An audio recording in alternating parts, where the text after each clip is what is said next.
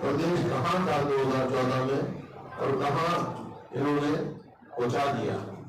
और जो इनकी 10 वर्षों की जो नीतियां, जनविरोधी नीतियां और निर्णय, नफरत और नेगेटिविटी में क्या रहा प्रदेश, ये ऐसा समय होगा जिसको लोग आसानी से भुला नहीं पाएंगे। क्योंकि आप देखा किसानों को लाठी, गोली, कीले, गर्मी, सर्दी और अपमानित किया गया, टेररिस्ट तक बताया गया किसानों को। इसी प्रकार से जो चुने हुए प्रतिनिधि, जिनको छोटी सरकार कहा जाता है, सरपंचों को लाठियां, इसी प्रकार से जो हमारे विश्व में जो मेडल लेके आई हमारी पहलवान बेटियों को अब तक न्याय नहीं मिला, उनके साथ व्यवहार, कर्मचारी, आशा वर्कर, आंगनबाड़ी वर्करों पर लाठियां, बस 3 ही काम इस सरकार ने किए हैं। पुलिस, प्रोपेगेंडा और पोर्टल, 3P की सरकार कर रही है। तो ये आपके सामने है। अभी मैं पढ़ रहा था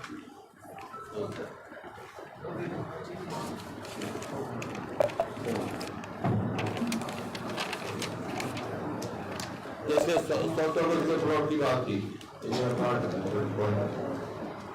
गज के फ्लॉट की हम कह रहे हैं कि बड़ी फोटो खिंचा रहे हैं,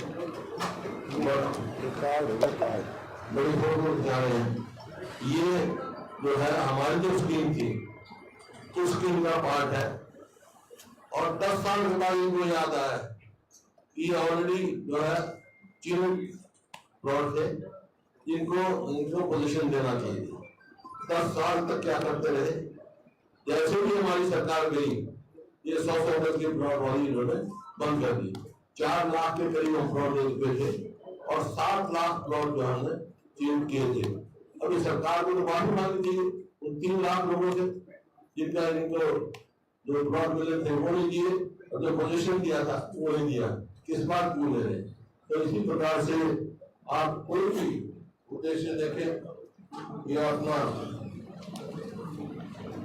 आरक्षण की बात करते हैं, आरक्षण की बात करते हैं, कई दफा कहते हैं कि हमने कहा आरक्षण के खतरा है इनके। ये इनके जो कानून, जो फैसले हैं ये साबित करते हैं। जैसे बैकवर्ड क्लासेस का क्रिमिनल इन्होंने 8 से 6 कर दिया, हम 8 से 10 करेंगे। इसको किसको नुकसान होगा? उससे बैकवर्ड क्लास के गरीब आदमी को नुकसान होगा रिजर्वेशन।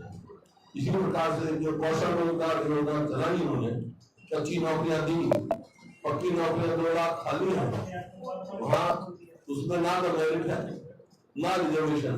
एक एक फैसला ऐसा कर रहे हैं जो रिजर्वेशन के खिलाफ उन्होंने फैसला लेने का काम किया है। ये आपके सामने। और प्रदेश को बेरोजगारी में, महंगाई में, अपराध में और नशे में इधर मोड़ दिया, जो आज हर आदमी से चिंतित है। आज जो है बेरोजगारी के ऊपर कितने ही आप देखो, और प्रदेश को डेट ट्रैप में डाल दिया। तो ये इनकी फाइनेंशियल पोजीशन हमारी रेवेन्यू रिसीव्ड 1,16,639 है इनकी, और रेवेन्यू एक्सपेंडिचर जो है 1,34,456 है। रेवेन्यू डेफिसिट जो है 17,817 24-25 का जो है, विच मीन्स स्टेट की इनकम सफिशिएंट नहीं है डे टू डे एक्सपेंडिचर को मीट करने के लिए। गवर्नमेंट जो है इंटरनल डेट जो है वो 67,163 पेश किया है, उसमें से अब लेंगे 67,163 लेंगे इंटरनल डेट, और उसमें जो है रीपेमेंट विद इंटरेस्ट जो है वो 64,220। तो कहाँ विकास की गुंजाइश रहेगी? मतलब जो कर्जा वापस देने के लिए कर्जा ले रहे हैं। इसी प्रकार से जो है 2024 में गवर्नमेंट को अगर जो उन्होंने बजट दिया था वो पूरा करना है तो 20,000 करोड़ और लेना पड़ेगा। तो ये एक संकेत है कि हम टैक्स की तरफ जा रहे हैं और फाइनेंशियल क्राइसिस की तरफ जा रहे हैं प्रदेश में। ये नहीं तो बात की बात करें इसके द्वारा फैसला रहेंगे धन्यवाद और दूसरों भी छोड़ेगी बहुत। अब ये इतिहास के अखबार में है कि प्रदेश के 182 कॉलेज प्रोफेसर 7,986 मतलब मोर देन 50% पोस्ट खाली है। वैसे 50% 4.5 लाख के करीब हमारे अप्लाई है तो 4 लाख जिसमें 2 लाख खाली जो शैक्षणिक पोस्ट है। तो ये दर्शाता है सरकार को कि इसकी डायरेक्शनलेस गवर्नमेंट। और ये मुख्यमंत्री के ये ध्यान आना कि मैंने बनते ही ये कहा, इसका मतलब इन्होंने एक्सेप्ट किया 10 साल तक पिछली सरकार ने कुछ नहीं किया। अब क्या क्या कहाँ सफरिंग हुई कोविड में देखा आपने। असेंबली में मैंने सवाल किया था उस टाइम सरकार ने कहा कि ऑक्सीजन की कमी से कोई डेथ नहीं हुई, याद होगा आपको। और उस टाइम ये माना था कि हम हर सिविल सर्जन से रिपोर्ट लेंगे। आज तक जितने घोटाले हुए हैं SIT बनाते हैं और आज तक कोई वो नहीं होती। खैर जो रिजल्ट जो है बहुत अच्छा आया है। जितना रिजल्ट आया है हमारा इंक्रीज जो हुआ है अलायंस का वो तकरीबन 20% करीब है। अलायंस का 18% इंक्रीज हुआ है। 19.2%।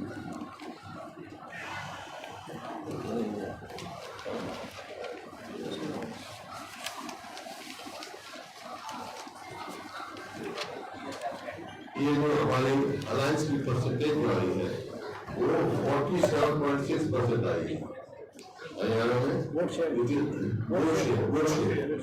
is highest in the country। बड़ी स्टेटों में नहीं सारी से 28 स्टेटों में हाईएस्ट इन द कंट्री।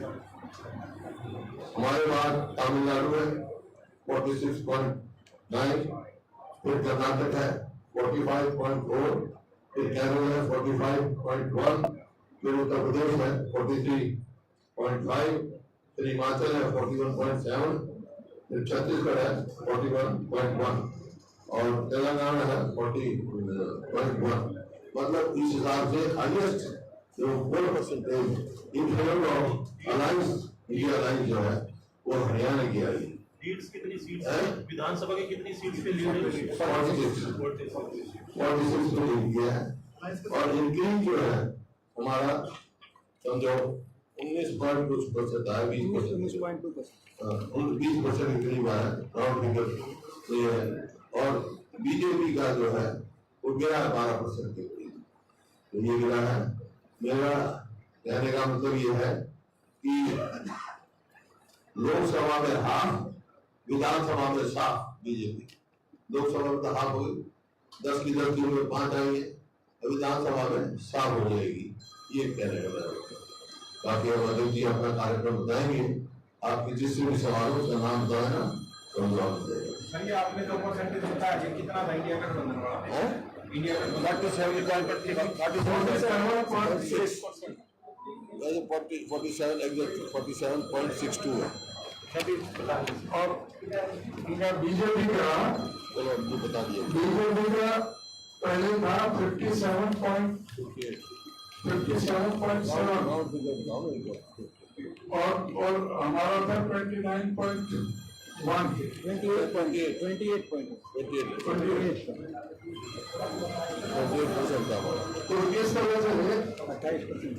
तो इस तरह से हमारा 19.5% वोट शेयर बढ़ा है और उनका 12% घटा है। हर पार्लियामेंट क्षेत्र में हमारा इंक्रीज आया है। अम्बाला में भी 18% पड़े हैं, माइनस बीजेपी जो -11, और भिवानी में 21% पड़े हैं, फरीदाबाद में 20.3% पड़े हैं, गुड़गांव में 11.6, हिसार में 33% पड़े हैं, करनाल में 18, कुरुक्षेत्र में 17.9, रोहतक में 16.4, सिरसा में 24.7, सोनीपत में 11.4। ये हमारा इंक्रीज हुआ है और इसी तरह बीजेपी का डिक्रीज जो हुआ है, अम्बाला में 11.1 और भिवानी में 13.8, फरीदाबाद में 15.1, गुड़गांव में 10.4, हिसार में 7.9, करनाल में 15.8, कुरुक्षेत्र में -11%, रोहतक में 11.9, सिरसा में 17.8 और सोनीपत में 5.1। ये डिक्लेयर हुआ है। और सीटों के मामले है तो वो 79 पर उन्होंने लीड किया था, अब 44 पर है। हमने 10 पर लीड किया था, अब 46 पर है, 1 पर जेजेपी। 79 पर लीड किया था, 46 पर रह गई थी। ये इलेक्शन है, 10 में हम 20% से ज्यादा बढ़े, 10 के 10 पहले 19 में तो 19 में जो ये है, ये बीजेपी और आप पकड़ लो जी। एक बार थोड़ा सा बोल दो ये 19 में तो ये है भाई, बीजेपी जो है इसमें और कांग्रेस नीले में है। और 24 में आ जाओ, ये नीला है और बीजेपी पीला है, दोनों कंपेयर करो। आप कोई टारगेट दे रहे हो?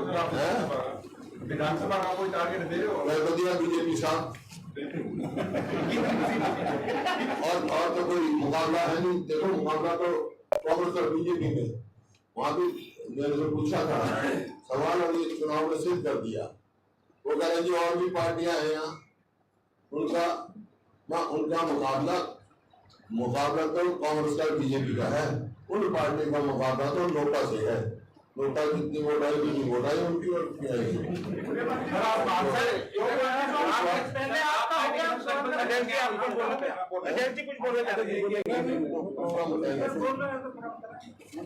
नहीं अभी जल्दी मत करो भाई, अभी तुम गर्मी में घूम के तो कब एसी में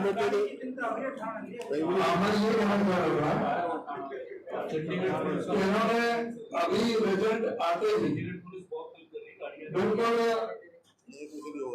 निराशा में इन्होंने कदम उठाने शुरू किए। जिस तरह से हुड्डा साहब ने जिक्र किया था प्लॉटों का, इन्होंने 10 साल में एक सिंगल प्लॉट किसी को कोई अलॉट नहीं किया, जिसके अभी कब्जे देने की बात कर रहे थे। इनको माफी मांगना चाहिए कि जो कब्जे उस समय नहीं हो पाए थे उनको कब्जा देने की बजाय तुरंत इन्होंने आते ही सत्ता में उनको रोक दिया था कब्जा लेने से। और अब जब चुनाव 2 महीने बाद 3 महीने बाद चुनाव है तो अब ये ड्रामा कर रहे हैं कब्जा देने का। कब्जा तो ये 9.5 साल पहले दे देने चाहिए थे। जो इन्होंने 9.5 साल पर रुके हुए हैं, इनको वो सभी समाज से जो गरीब आदमी थे उनको इस सरकार को माफी मांगना चाहिए। और अब ये दूसरी बात कह रहे हैं कि प्लॉट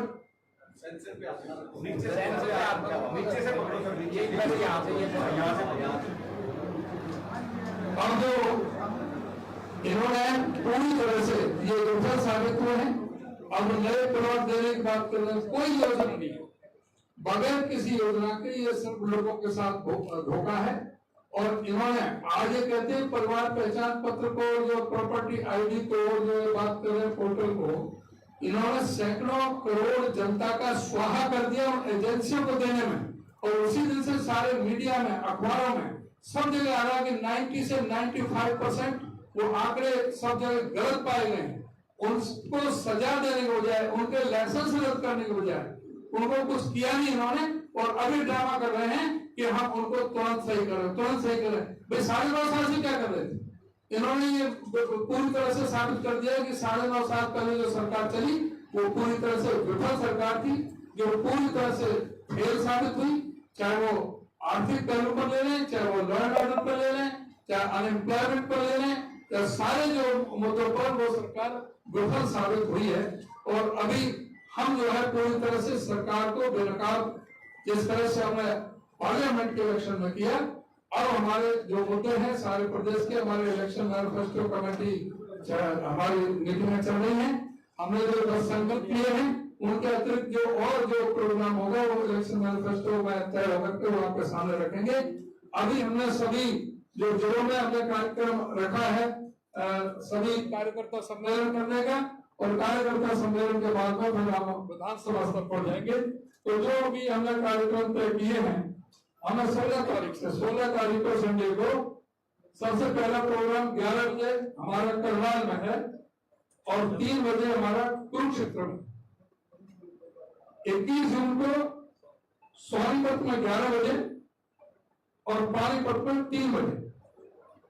22 जून को जींद में 11 बजे, कैथल में 3 बजे। 23 जून को अंबाला में 11 बजे, यमुनानगर में 2 बजे और पंचकुला में 4 बजे। 28 जून को फरीदाबाद में 11 बजे, पलवल में 3 बजे। 29 जून को दादरी में 11 बजे, भिवानी में 3 बजे। 30 जून को नारनौल में 11 बजे और रेवाड़ी में 3 बजे। 7 जुलाई को नूह में 11 बजे और गुरुग्राम में 3 बजे।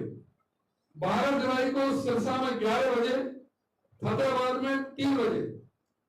13 जुलाई को हिसार 11 बजे और 14 जुलाई को रोहतक 11 बजे और झज्जर 3 बजे। इस तरह से अभी हम सारे जिलों में कार्यकर्ता सम्मेलन करेंगे और उसके बाद में जो विधानसभा स्तर पर जो आगे का जो कार्यक्रम है वो आगे हम आपको बताएंगे। हम सब जगह जो सारे सरकार को पूरी तरह से जो गलत इनके इरादे हैं उनको हम एक्सपोज करेंगे। ये सरकार पूरी तरह से विफल साबित हुई है। जो पन्ना प्रमुख की बात कर रहे थे, जितने भी प्रदेश अध्यक्ष रहे इनके तीनों 50-50 हजार से 45 हजार से सारा जनता ने पन्ना प्रमुख के पन्ना ही फाड़ करके फेंक दिए। और जो मौजूदा मुख्यमंत्री, जो मौजूदा प्रदेश अध्यक्ष हैं भारतीय जनता पार्टी के, वो अपने बूथ से भी आ रहे हैं, अपने गांव से भी आ रहे हैं, अपने विधानसभा से भी आ रहे हैं। तो ये पूरी तरह से जो इनको पूरी तरह से एक्सपोज इनको कर दिया जनता। देखिए, तो ये जैसे उन्होंने कहा अनाउंसमेंट कर रहे हैं। अनाउंसमेंट क्यों कर रहे हैं? कि अपनी सरकार बचाने के लिए और अपने विफलताएं छुपाने के लिए। लेकिन लोगों ने फैसला कर दिया है, इनको चलता करने का फैसला कर दिया है। क्योंकि आपने देख लिया जिन दिन वोट हुआ उसी दिन टोल बढ़ा दिया, महंगाई बढ़ा दी। उसी दिन से रात को बिजली नहीं आती, पानी की गाँव में बिजली नहीं आ रही, बिजली गिरते जामे गाँव जिन गाँव में गया 2000 मेगावाट की मेगावाट की कमी है।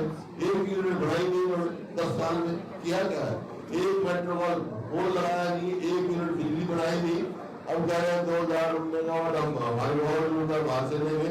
क्यों नहीं रहा कि यमुनानगर का जो थर्मल प्लांट सैंक्शन हमारे टाइम का है एक्सटेंशन, वो नहीं, उस पर कोई कार्रवाई की। तो कहीं भी एक भी ऐसी जगह नहीं है, कोई बड़ी यूनिवर्सिटी नहीं लेके आए, कोई इंस्टीट्यूशन नहीं लेके आए, जो ऑलरेडी है वही खराब करके मेट्रो नहीं लगाया उन्होंने, कहीं रेलवे लाइन बिछाई नहीं, कुछ भी कहीं भी उपलब्धि नहीं है।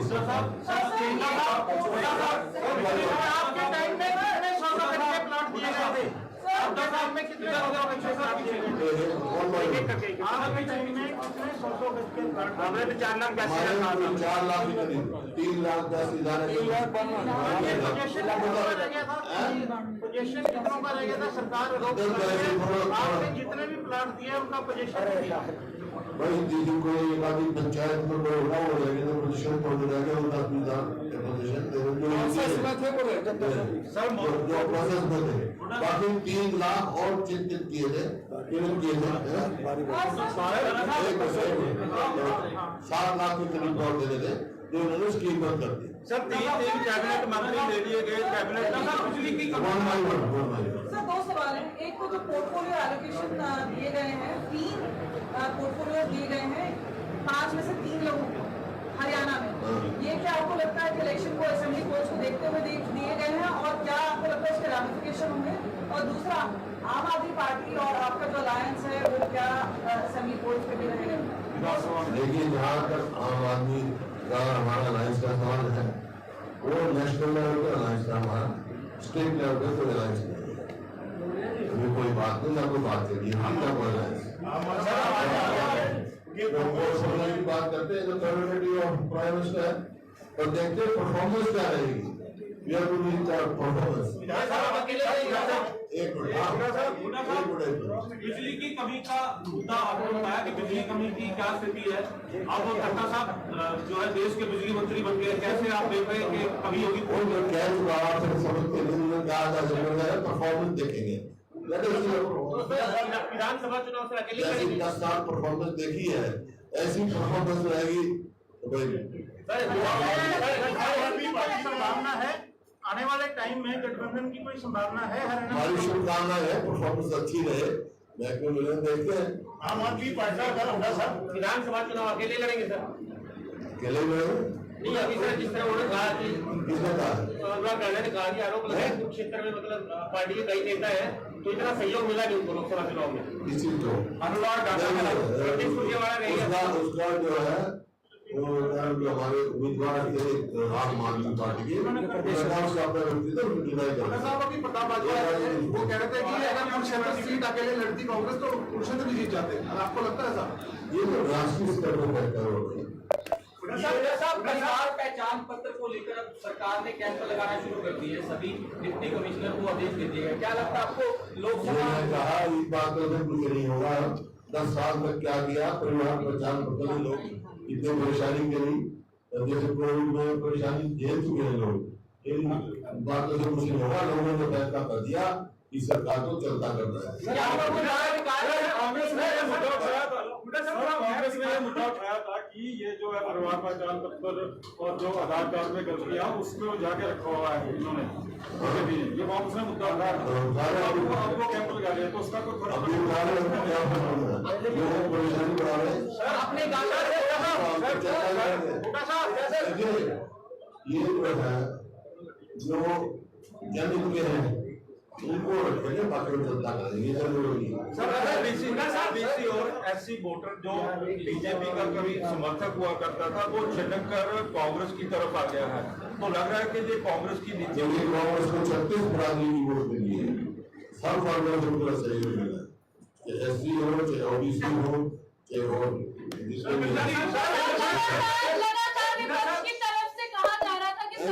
अल्पमत में है तो उसको लेकर कुछ डिस्कशन हुआ, उसको लेकर के आप लोग गवर्नर के पास क्या रणनीति रहेगी? है अल्पमत में है, अल्पमत में है। और इसी बात से हमने राज्यपाल जी को लिखा और लिखा था, फिर लिख देंगे कि कोई सरकार अल्पमत में है, नैतिकता के आधार पर कोई सरकार को चलाना है। Assembly should be dissolved to stop horse trading. Horse trading शुरू कर देंगे, कभी कहते हैं 2 जेजेपी के लोग सीमा दिलवा देंगे। This is called horse trading. To stop horse trading, assembly should be dissolved.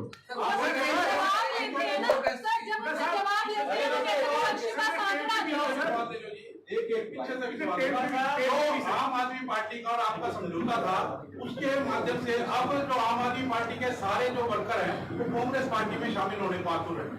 सुशील गुप्ता भी क्या आपकी पार्टी में शामिल होने के लिए आ रहे हैं? आप तो उनके नाम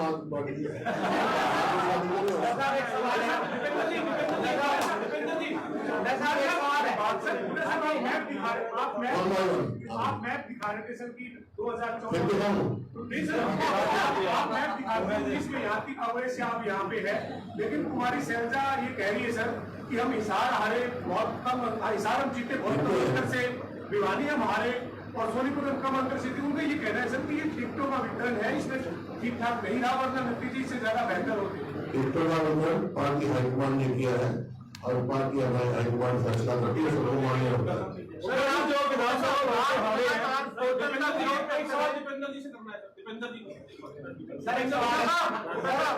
मेरे खत्म कर लो। आप पोर्टल का हमेशा विरोध करते हैं, लेकिन सरकार जो है उसको सरल तो कर रही है, पोर्टल सिस्टम खत्म नहीं कर रही। तो हम तो करेंगे ना। मैं कहता जो पोर्टल जन होंगे उसको रखेंगे, हम और लगाएंगे, उनको हटाएंगे। पोर्टल की सरकार है। अगर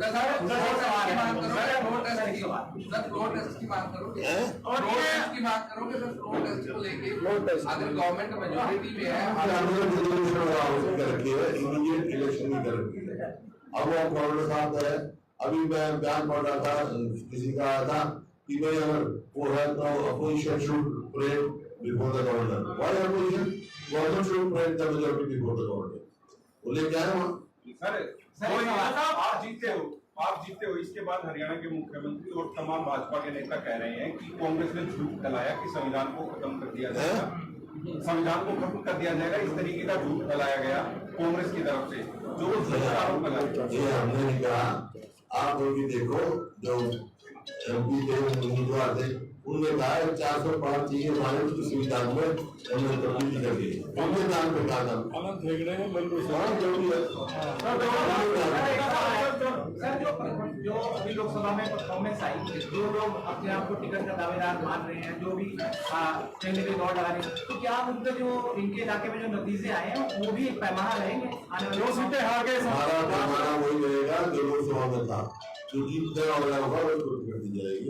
सर्वे चल रहा है जी, कोई कैंडिडेट्स के बारे में सर्वे चल रहा है? आप मुझे बताएं। अगर आप उम्मीदवार हो तो आपको सर्वे करा देते हैं।